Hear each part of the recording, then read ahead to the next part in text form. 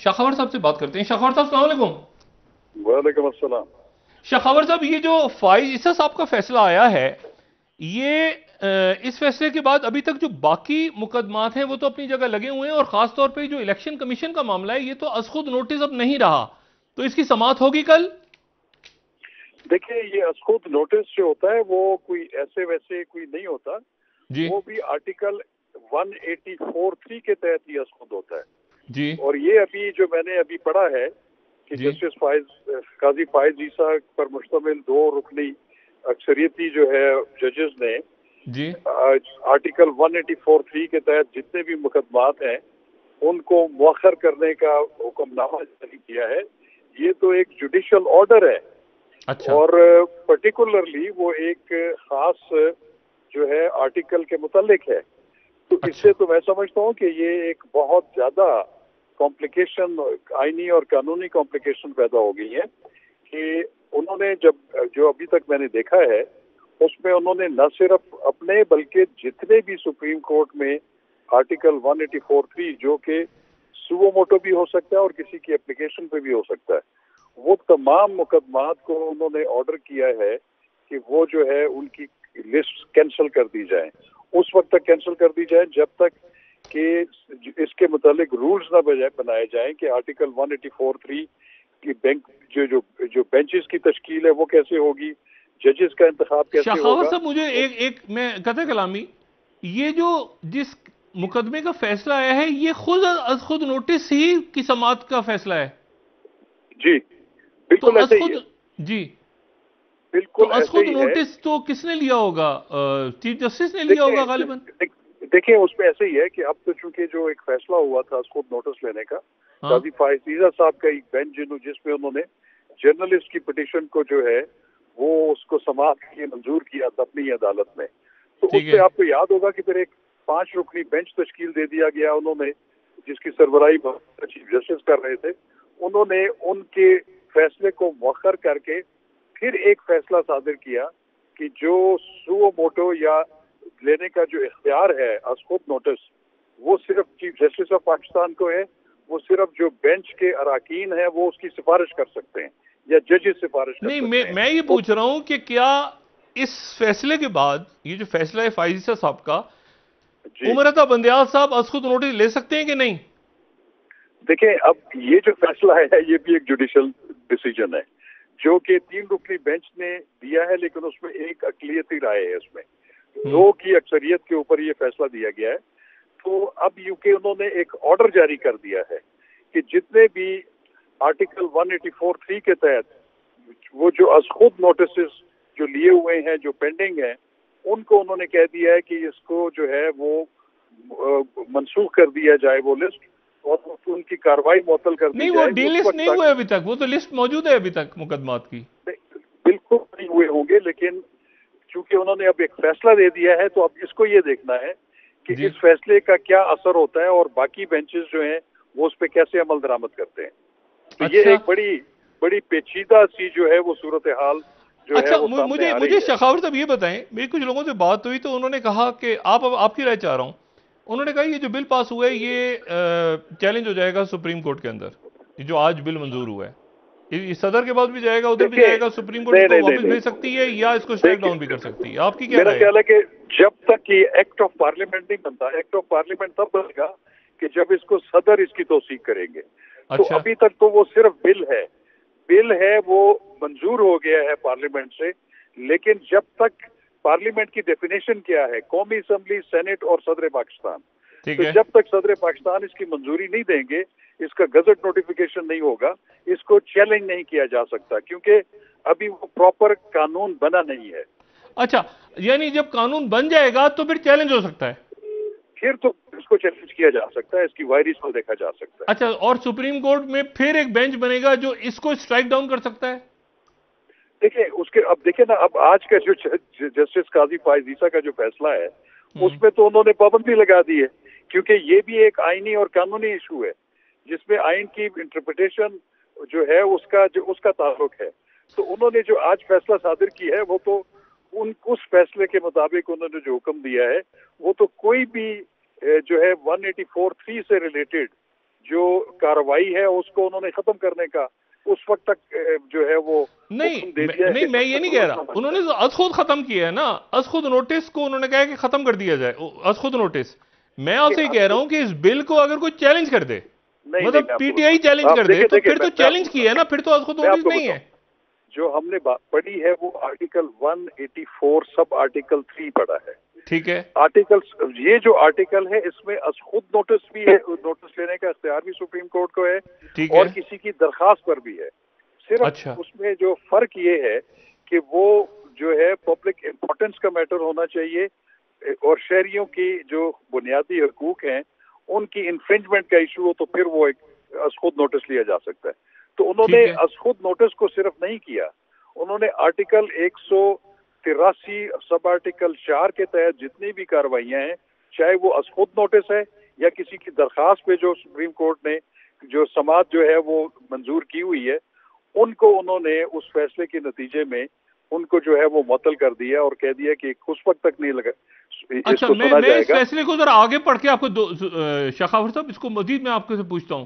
انہوں نے جی کہا کہ آرٹیکل 184(3) کے تحت دائر درخواستوں کے حوالے سے رولز موجود ہیں، ٹھیک ہے، جی سوموٹو مقدمات مقرر کرنے اور بینچز کی تشکیل کے لیے رولز موجود نہیں۔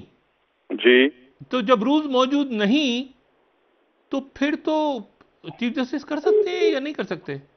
دیکھیں بات یہ ہے کہ یہی تو ایک ٹیکنیکل ایشو ہے اس میں کہ جب انہوں نے ہولڈ کر لیا ہے کہ بینچز کی تشکیل اور ججز کا جو انتخاب ہے بینچز کا، اس کے بارے میں کوئی رولز موجود نہیں ہے سپریم کورٹ کے، تو اس لیے انہوں نے ان کے مطابق وہ جو انہوں نے فیصلہ کیا ہے کہ جب تک رولز نہیں بنتے بینچز کی تشکیل اور ججز کے انتخاب کہ کس کس کو جو ہے وہ اس بینچ میں شامل کرنا ہے، جب تک وہ رولز نہیں بناتی سپریم کورٹ، اس وقت تک 184(3) کے تحت جتنے بھی مقدمات ہیں ان کو جو ہے وہ معطل کر دیا جائے، ان کو سنا نہ جائے۔ ٹھیک ہے، اچھا جب تک آرٹیکل 191 کے تحت رولز نہیں بنتے ایسی تمام جاری سماعتیں روک دی جائیں۔ شخاوت صاحب ایک اور بڑی اس میں امپورٹنٹ بات ہے، وہ کہہ رہے ہیں کہ پیمرا کی جانب سے ججز پر تنقید پر پابندی آئین اور اسلام کے خلاف ہے۔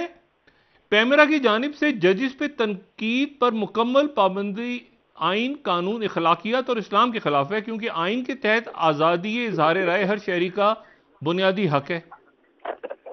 تو مطلب ہاں اس دیکھیں بات یہ ہے کہ دیکھیں اب یہ فیصلوں میں ایک نہیں، ججز پہ تنقید، جی ہاں اب دیکھیں بات یہ ہے کہ اب یہ بھی جو انہوں نے حکم جاری کیا ہے یا فیصلہ کیا ہے یہ 184(3) کے تحت ہی کیا ہوا ہے، ٹھیک ہے جی، ہم، اور اس میں انہوں نے 184(3) کے اوپر قدغن لگا دی ہے کہ یہ اب نہیں ہوگا، ٹھیک ہے، یا اس طرح کے جو بھی فیصلے ہیں۔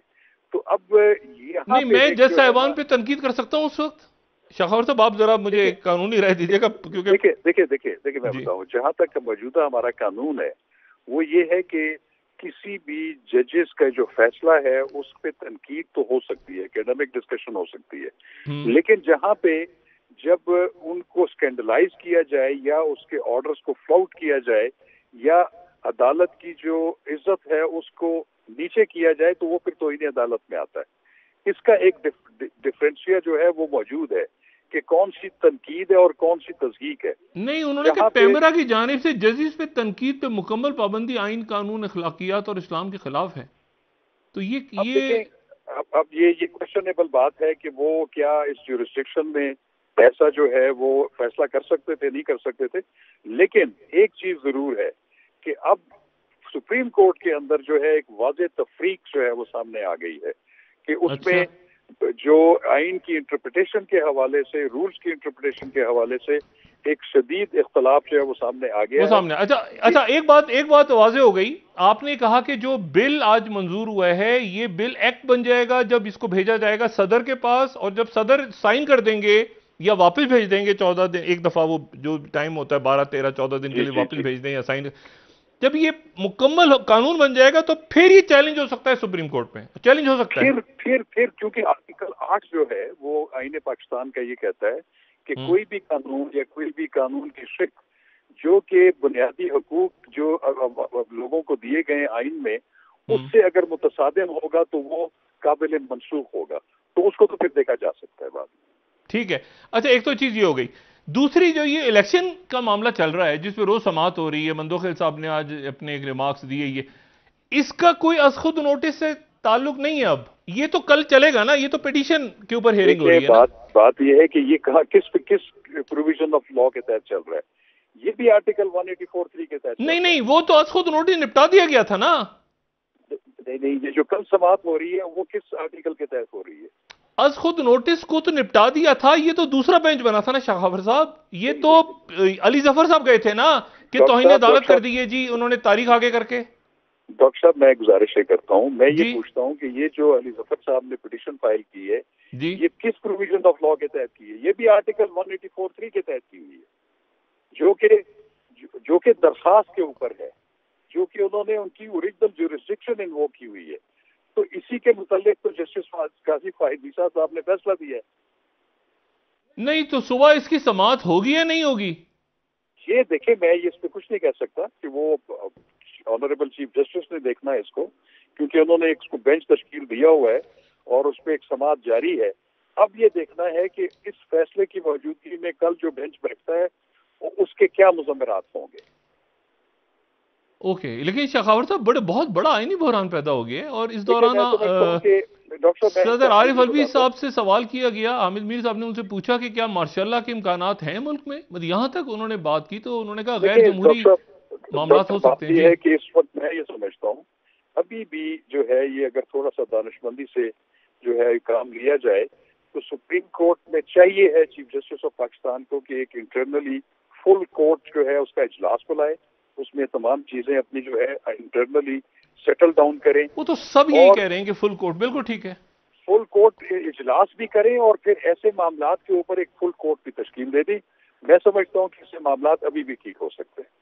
اچھا، آپ کی ذاتی رائے شاخاور صاحب، آپ نے عدالتیں دیکھی ہیں، یہ بحران، یہ عدلیہ بحالی، آپ کو واقعی سسٹم ڈیریل ہوتا نظر آ رہا ہے؟ یعنی سسٹم سے مراد یہ کہ یہ کوئی غیر جمہوری معاملات جو صدر مملکت کو نظر آ رہے ہیں، عارف الوی صاحب کو؟ جی، افسوسناک بات یہ ہے کہ ایک تو ہماری سوسائٹی پولرائز ہو گئی ہے پولیٹیکلی بالکل، اور اس کے اثرات ہمیں اداروں پر بھی جو ہے وہ نظر آ رہے ہیں۔ یہ ایک بڑی خطرناک صورتحال ہے۔ اب کوئی بھی ادارہ جو ہے، اداروں کا آپس میں جو عدم اعتماد ہے اور مسٹرسٹ ہے، یہ بہت خطرناک ہے، اور اس وقت کوئی ایسا فورم یا کوئی ایسی شخصیت نہیں ہے کہ جو ان تمام فریقین کو ایک جگہ پر بٹھا کے ان کو جو ہے دانش مندی کا مظاہرہ کرنے کی تلقین کرے، ان کو ایک پلیٹ فارم، یعنی آپ کو یہ سسٹم جاتا ہوا نظر آ رہا ہے؟ دیکھیں، سسٹم تو ایک کیوس کریٹ ہو گیا ہے، ایک کسی ادارے کا دوسرے پر اعتماد نہیں ہے، تو اس سے تو میں سمجھتا ہوں کہ بدترین صورتحال کبھی بھی نہیں ہو سکتی۔